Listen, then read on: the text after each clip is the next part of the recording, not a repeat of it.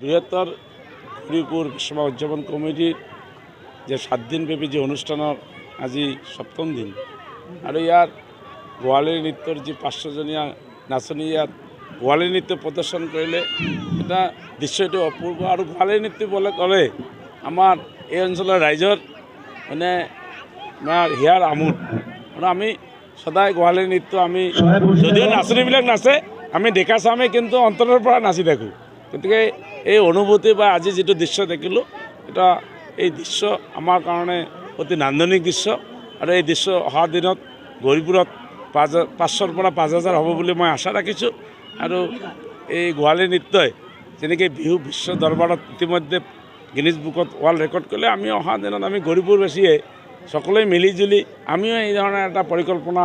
কৰিম বুলি মোৰ মনত ভাৱ হৈছে আৰু যি ধৰণৰ উৎসাহ দেখা গৈছে অহা দিনত আমিও গিনিজ বুকত আমাৰ গোৱালিনী নৃত্যত আমি স্থাপন যিকোনো খবৰৰ বাবে যোগাযোগ কৰক 7099017330 লগতে 7099017110 নম্বৰত।